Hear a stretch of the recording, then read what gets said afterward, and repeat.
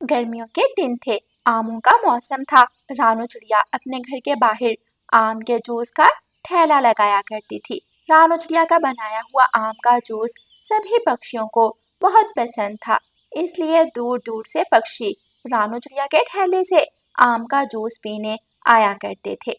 स्वादिष्ट स्वादिष्ट आम का जूस, ठंडा ठंडा आम का जूस। चिड़िया बहन, बहुत दूर से आया हूँ, थक गया हूँ, गर्मी ने सता रखा है। जल्दी से मुझे एक ठंडा सा गिलास आम के जूस का दे दो। तोते भैया, ये ले, मैंने जूस पहले से ही बना कर रखा हुआ था, बहुत ठंडा है, पीकर आपका दिल ठंडा हो जाएगा। तोता चिड़िया से जूस का गिलास पकड़ता है और एक ही सांस में पी जाता है। कालू, आज मेरा आम का जूस पीने को बहुत दिल कर रहा है। जाओ, रानू चिड़िया से मेरे लिए एक गिलास आम का जूस तो लाओ। कभी नहीं देगी रानू चिड़िया, आज मुझे उधार आम का जूस कभी नहीं देगी। एक बार जाओ तो, जब तुमने खुद जूस पीना होता है तो चिड़िया से जाकर उधार पी लेते हो। आज मैंने कह दिया तो टाल मटोल कर रहे हो। कालू कौवा रानू चिड़िया के पास जाता है और रानू चिड़िया से कहता है, चिड़िया चिड़िया, मेरी पत्नी गोरी कौवी का आम का जूस पीने को दिल कर रहा है। आज एक आम के जूस का गिलास मेरी पत्नी के लिए भी दे दो। कौवे भैया, ना तो आज मैं आपको उधार में आम का जूस दूंगी और ना ही आपकी पत्नी को, क्योंकि बहुत हो गया, कई दिनों से आप उधार जूस पी जाते हो। पहले मेरे पिछले पैसे दो, फिर अगला उधार करना। बस बस चिड़िया, बस कर जा, इतनी लंबी लंबी मत सुना। याद है वो दिन, भूल गई जब ये ठेला खरीदने के लिए मैंने तुम्हें 500 रुपए उधार दिए थे। हाँ हाँ, दिए थे, बाद में मुझसे 600 रुपए लिए थे, ये भी याद करो। क्या ये भूल गए तुम? देख लूंगा, मैं तुम्हें देख लूंगा। कालू कौवा गुस्से में वहां से चला जाता है और जाकर रानू चिड़िया के खिलाफ प्रोपोगेंडा बनाने लगता है। गोरी, ये सब तुम्हारी वजह से हुआ। ना तुम मुझे रानू चिड़िया के पास भेजती और ना वो मेरी इंसल्ट करके मुझे वहां से निकालती। पैसा आने लगा है, इसलिए वो चिड़िया कुछ ज्यादा ही चूं चूं करने लगी है। कालू, कुछ ऐसा करो जो रानू चिड़िया का धंधा चौपट हो जाए। मेरे लिए कोई मुश्किल नहीं, मैं चिड़िया के सामने आम के जूस का ठेला लगाऊंगा और चिड़िया को नाकाम कर दूंगा। चिड़िया से सस्ता जूस बेचूंगा, सभी पक्षियों को मेरा जूस बहुत पसंद आएगा। फिर कालू कौवा अपने मामा जी के पास जाता है। कालू कौवे के मामा जी के पास एक पुराना ठेला खड़ा था। कालू कौवा वो पुराना ठेला लेकर वापस चलता है। गौरी कौवी बाजार जाती है और बाजार से कुछ ताजा आम खरीद लेती है। दूसरे दिन गौरी कौवी और कालू कौवा चिड़िया के सामने जूस का ठेला लगा लेते हैं। मेरी ऊंची काए काए में चिड़िया की आवाज किसी को सुनाई नहीं देगी। काए काए, जूस जूस, मीठा मीठा जूस पियो। काए काए, मीठा मीठा जूस पियो। गौरी की बच्ची, आहिस्ता बोलो, क्यों मेरे कान फाड़ रही हो? आहिस्ता बोलने से भी तुम्हारा जूस बिक जाएगा। कबूतर कौवे से एक गिलास जूस का लेकर पीता है। अभी कबूतर ने आधा गिलास ही पिया था कि वो जूस रख देता है। नहीं कालू कौवे और गौरी कौवी, तुम्हारे जूस में वो स्वाद नहीं जो स्वाद चिड़िया के जूस में है। मैं तुम्हारा जूस नहीं पीऊंगा। गंदी आंखों वाले, तुम्हारा छोड़ा हुआ जूस कौन पिएगा? लाओ, चुप करके पैसे निकालो, वरना मैं तुम्हारी टांगे तोड़ दूंगी। दे रहा हूँ, ज्यादा काए काए करने की जरूरत नहीं है। कबूतर जूस के पैसे देता है और चिड़िया से जाकर जूस पीने लगता है। जो भी पक्षी आता सीधा चिड़िया के ठेले पर जाता और जूस पीने लगता। ये देखकर कालू कौवा और गौरी कौवी और भी जल रहे थे। गौरी, अगर और सस्ता जूस बेचा तो मुनाफा होने की बजाय नुकसान होगा। अब क्या करें, मंडी में आम तो बहुत महंगे हैं। कालू, तुम चिंता ना करो, कल मैं सस्ते आम खरीद कर लाऊंगी और फिर हम चिड़िया से सस्ता जूस बेचेंगे। चिड़िया सारा दिन बैठकर मक्खियां मारेगी, चिड़िया के पास कोई भी ग्राहक नहीं जाएगा। दूसरे दिन गौरी कौवी मंडी जाती है और दुकानदार से गले सड़े आम खरीद लेती है। बहन जी, ये आम बहुत सस्ते हैं, एक तरफ से खराब है लेकिन दूसरी तरफ से बिल्कुल ठीक है। ठीक है भाई साहब, मुझे ऐसे ही सस्ते आमों की जरूरत थी। जूस का गिलास 5 रुपए में, जूस का गिलास 5 रुपए में। ये कालू और गौरी 5 रुपए में जूस का गिलास कैसे बेच रहे हैं? आम तो बहुत महंगे हैं, इतने में तो घर भी नहीं पड़ता। बुलबुल चिड़िया के पास आती है। बहन जी, मुझे 2 गिलास जूस पैक कर दो। ये ले बुलबुल बहन, 2 गिलास जूस। कितने पैसे हुए? 20 रुपए बुलबुल बहन। लेकिन सामने वाली कवि तो 5 रुपए का गिलास बेच रही है। चिड़िया, तुम तो पक्षियों को लूट रही हो। मैं नहीं लूंगी, ये जूस बहुत महंगा है। बुलबुल चिड़िया का जूस छोड़कर कौवों के पास जाती है और कौवों से 2 गिलास जूस घर ले जाती है। बुलबुल का बेटा बुलबुला अभी एक ही घूंट भरता है और वो भी मुंह से निकाल देता है। मम्मा मम्मा, ये जूस बहुत गंदा है। एक बार आप पी कर देखें। इसका स्वाद तो ऐसे है जैसे गले सड़े आम से आता है। बुलबुल एक घूंट जूस पीती है। चिड़िया सच्ची ही थी, उसका जूस महंगा था लेकिन था स्वादिष्ट। बुलबुल दोबारा कौवों के पास जाती है और गोरी कवि से कहती है, तुम दोनों ने पक्षियों को उल्लू बना रखा है। 5 रुपए रेट कम क्या किया, गले सड़े आमों का जूस बेचने लगे। लाओ मेरे पैसे मुझे वापस करो, वरना मैं शोर मचाऊंगी, सबको बताऊंगी तुम्हारा जूस बिल्कुल बेकार है। बस ये सुनना था कि गोरी कवि को गुस्सा आ जाता है और गोरी कवि बुलबुल को नीचे लिटाकर मारने लगती है। बचाओ बचाओ, मुझे इस काली कवि से बचाओ। चिड़िया आकर बुलबुल की जान बचाती है। बुलबुल बहन, मैंने आपसे कहा था कि कौवों से जूस मत लें, लेकिन आपने मेरी एक ना सुनी। अब देखा, पैसे भी गए और मार भी खाना पड़ी। आज कौवों को अच्छा मुनाफा हुआ था क्योंकि उन्होंने गले सड़े आम तो मुफ्त में खरीदे थे। जो भी पैसे कमाए वो मुनाफा ही था। दूसरे दिन गोरी कवि जब बाजार से आम खरीदने जाती है तो दुकानदार के पास गले सड़े आम नहीं थे। भाई साहब, अगर गले सड़े खराब आम नहीं है तो आप मुझे ये कच्चे आम ही दे दें, मैं इन्हीं से काम चला लूंगी। लेकिन गोरी बहन, कच्चे आमों का जूस कौन पिएगा? ये तो बिल्कुल खट्टा होगा। चिंता ना करो भाई साहब, मैं कोई ना कोई जुगाड़ लगा लूंगी, बस तुम मुझे 5 किलो आम दे दो। गोरी कवि और कालू कौवा कच्चे आमों का जूस बनाकर बेचने लगते हैं। मियाऊ। लोमड़ी सहेली, सुना है जंगल में पक्षी जूस बेचते हैं, चलो जाकर आज एक एक गिलास जूस का पीते हैं। हाँ काली बिल्ली, सुना तो मैंने भी है, मेरा भी जूस पीने को दिल कर रहा है, चलो जंगल चले। काली बिल्ली और लोमड़ी जूस पीने जंगल आ जाती हैं। चिड़िया का जूस महंगा था, इसलिए काली बिल्ली और लोमड़ी गोरी कवि के पास जाती हैं। मियाऊ। काली कवि, तू भी मेरी तरह काली है, लेकिन जूस अच्छा बनाना। पहली बार मैं और लोमड़ी जूस पीने आई है।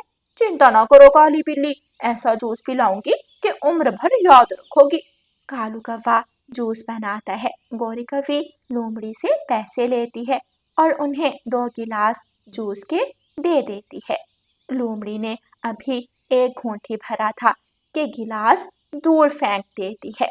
छी छी, काली बिल्ली, देखो देखो, ये जूस तो बहुत खट्टा है, बेकार जूस, सारा मेरे मुंह का स्वाद खराब हो गया। फिर काली बिल्ली और लोमड़ी कौवे और कवि को पकड़कर खूब पिटाई करती हैं। काली बिल्ली अपने तेज पंजों से गोरी कवि को मारती है। दूसरे पक्षी आकर गोरी कवि और कालू कौवे की जान बचाते हैं। काली बिल्ली और लोमड़ी अपने पैसे लेकर वहां से चली जाती हैं और कौवे अपने ठेले पर बैठकर रोने लगते हैं। कौवे भैया, 2 नंबर तरीके से कोई भी काम नहीं चलता, आखिर कब तक दूसरों को धोखा देते रहोगे? इसलिए अच्छा काम करो, क्योंकि कामयाबी सिर्फ ईमानदारी से ही मिलती है। प्यारे दोस्तों, इस कहानी को लाइक, अपने दोस्तों के साथ शेयर और चैनल को सब्सक्राइब करना बिल्कुल मत भूलना। आपका धन्यवाद। सस्ता माल, जो कोई ना दे गोरी से मिले सस्ता माल। गोरी कवि की जंगल में दुकान थी, लेकिन उसकी दुकान पर हर चीज जाली और गैर मियारी थी। मम्मा, मैं चाय नहीं पीऊंगी, चाय का स्वाद जरा भी अच्छा नहीं है, मुझे नहीं ऐसी चाय पीनी। मम्मा, मैं भी चाय नहीं पीऊंगा, मुझे भी चाय अच्छी नहीं लगी। माँ जी, इस बार आप चाय की पत्ती कहाँ से उठा लाई हैं? इतनी नकम्मी पत्ती है, बच्चे चाय ही नहीं पी रहे। बहू, बाहर जाओ तो तुम्हें मालूम हो कितनी महंगाई है। मुझे सस्ती पत्ती मिली थी इसलिए मैं ले आई, और मुझे तो चाय अच्छी भली लगती है। माँ जी, ये ले पैसे और घी ले आए। मैंने हंडिया बनानी है और अब घी अच्छी क्वालिटी का लाना, नकली घी मत उठा लाना। अच्छा अच्छा, मैं ठीक ही लाऊंगी। हर वक्त मुझे भाषण मत देती रहा करो, मुझे सब मालूम है। रानू चिड़िया की सास पैसे लेती है और दुकान पर घी लेने चली जाती है। माँ जी, आप कहाँ जा रही हैं? बेटा, घर में घी खत्म हो गया था, बहू ने पैसे दिए हैं, मैं गौरी कवि की दुकान पर घी लेने जा रही हूँ। माँ जी, आप गौरी की दुकान से चीज मत लिया करें। गौरी कवि की दुकान में हर चीज 2 नंबर है, वो हर अनाज में मिलावट करती है। लेकिन तोते बेटा, चीज सस्ती भी तो मिलती है। देखो महंगाई कितनी है, आज के दौर में सस्ती चीज मिल जाए और हमें क्या चाहिए। मैं तो गौरी कवि की दुकान से ही घी लाऊंगी। रानू चिड़िया की सास उठती है और गौरी कवि की दुकान पर पहुंच जाती है। बेटी गौरी, मुझे सब मना करते हैं मैं तुम्हारी दुकान पर ना आया करूं। मेरी बहू भी यही कहती है, लेकिन मैं फिर भी तुम्हारी दुकान से ही घर की चीजें लेकर जाती हूँ। मुझे अच्छी चीज देना। माँ जी, आप अक्लमंद हो इसीलिए मेरे पास आती हो, बाकी सब पागल पक्षी हैं। जो दाम मैं आपको देती हूँ वो आपको बाहर से नहीं मिल सकता। हाँ गौरी बेटी, ये बात तो आपकी ठीक है, आपकी चीजें हमेशा सस्ती होती हैं। अच्छा, मुझे 1 किलो घी दे दो। गौरी कवि रानू चिड़िया की सास को 1 किलो घी देते हुए पूछती है। अच्छा माँ जी, तुम्हारी बहू के अलावा और किसने तुम्हें मेरी दुकान पर आने से मना किया? तोते ने, मुझे रास्ते में तोता मिला था। तोते ने मुझे बताया कि तुम्हारी दुकान पर हर चीज 2 नंबर है और तुम अनाज में मिलावट करती हो। मैंने उस मोटी चोंच वाले को उधार नहीं दिया था, इसलिए वो मेरे खिलाफ है। मैं आज शाम उसे देखती हूँ। रानू चिड़िया की सास घी लेकर घर पहुंच जाती है और शाम होते ही गौरी कवि डंडा लेकर तोते के पास चली जाती है। हाँ भाई तोते, रानू चिड़िया की सास से क्या बोल रहे थे? मैंने तो कुछ नहीं कहा, मैंने तो बस ऐसे ही बात की थी। मैं वही बात तो पूछ रही हूँ, तुमने उससे क्या कहा? क्या बात की थी तुमने? यही कहा था कि मैं अनाज में मिलावट करती हूँ। बता बता, अब तेरी चोंच क्यों बंद हो गई है? उस दिन मैं तुम्हारी दुकान से चने की दाल लेकर गया था, तुम्हारी भाभी ने देखा तो दाल में कंकरियां थी। बताऊंगा, मैं सबको बताऊंगा तुम्हारे अनाज में मिलावट होती है। शोर मत मचा तोते के बच्चे, शोर मत मचा, वरना मैं तुम्हें छोड़ूंगी नहीं। बताऊंगा, तुम्हारी दाल में कंकरियां थी, तुम्हारी दाल में कंकरियां थी। गौरी कवि को गुस्सा आ जाता है और गौरी कवि तोते को मारने लगती है। बोल बोल, अब बताएगा पक्षियों को कि मैं अनाज में मिलावट करती हूँ। बचाओ बचाओ, मुझे इस चुड़ैल से बचाओ, ये मेरी जान ले लेगी, मुझे बचाओ। कबूतर तोते का पड़ोसी था, वो भागा भागा आता है और तोते की जान बचाता है। माँ जी, ये कैसा घी है, इतना जमा हुआ है कि आग पर भी पिघल नहीं रहा। ऐसे लग रहा है जैसे ये घी नहीं पत्थर हो। चुप करके पराठा बना और बच्चों को दे दे। गौरी कवि ने मुझे बताया था कि वो अपने घर में भी यही घी इस्तेमाल करती है। तो माँ जी हम क्या करें, वो इस्तेमाल करती है तो करे, हम तो ऐसी 2 नंबर चीजें इस्तेमाल नहीं करेंगे, मेरे बच्चे बीमार हो जाएंगे। तेरे बच्चे? तू कौन होती है बच्चों वाली? मेरा पोता और मेरी पोती मेरे बच्चे हैं। दादो, आप गौरी कवि की दुकान से चीजें मत लाया करें, हमें गौरी आंटी की दुकान से लाई हुई कोई भी चीज पसंद नहीं आती। तो क्या मैं बड़ी दुकान पर जाऊं, शहर जाऊं, कहाँ से लाऊं घर की चीजें? जो मिलता है मैं ले आती हूँ, तुम भी अपनी माँ के पीछे लगे हो। रानू चिड़िया नदी पर बैठी थी, तोता रोता हुआ रानू चिड़िया के पास आता है। बहुत मारा, सालिम ने मुझे बहुत मारा। देखो देखो, रानू चिड़िया ने मेरे पंख पर मारा, मेरी पूंछ पर मारा, मेरी चोंच पर मारा। तोते भैया, क्या हुआ था? आपकी गौरी कवि से लड़ाई क्यों हुई थी? गौरी कवि ने क्यों मारा है आपको? तुम्हारी सास गौरी कवि की दुकान से घी लेने जा रही थी, मैंने उसे बता दिया कि गौरी की दुकान पर हर चीज जाली होती है और वो अनाज में मिलावट करती है। मैंने तो भला ही चाहा था, लेकिन तुम्हारी सास ने सीधी बात जाकर गौरी को बता दी और उसने मुझे आकर मारा। बहुत गलत किया मेरी सास ने, अगर आपने भले के लिए उनसे कुछ कहा ही था तो उनको चाहिए था कि चुप रहती। माँ जी, आपकी वजह से आज गौरी कवि और तोते में बहुत लड़ाई हुई है। तो फिर मैं क्या करूं? मैंने कौन सा झूठ बोला था? तोते ने मुझे कहा था कि गौरी अनाज में मिलावट करती है और मैंने गौरी को जाकर बता दिया। माँ जी, अगर कोई अच्छी बात बताए तो उसे मान लेना चाहिए।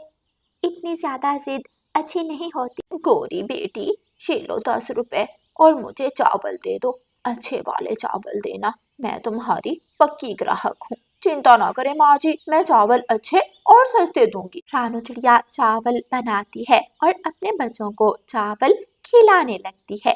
एक तेज कंकड़ कुकू के मुंह में चुभ जाता है और कुकू के मुंह से खून बहता है। कुकू रोने लगता है। मम्मा मम्मा, मेरे मुंह में कंकड़ चुभ गई है। मम्मा, पत्थर, इन चावलों में पत्थर है, मैं नहीं खाऊंगा। गुड़िया बेटी, आपके भाई का मुंह तो घायल हो गया है। मैं अभी कुकू को बुलबुल डॉक्टर के पास लेकर जाती हूँ। रानो चिड़िया अपने बेटे को बुलबुल के पास ले जाती है। बुलबुल कुकू की चोंच पर पट्टी बांध देती है। रानो बहन, अब कुकू को 2 दिन तक कोई सख्त चीज खाने को मत देना। इसे दूध की खिचड़ी बना देना या फिर सूजी का हलवा। ठीक है बुलबुल बहन, मैं कुकू को नरम ग़िज़ा ही दूंगी। मैंने आपको पहले भी बताया था, गौरी कवि की दुकान से कोई चीज़ मत खरीदा करो।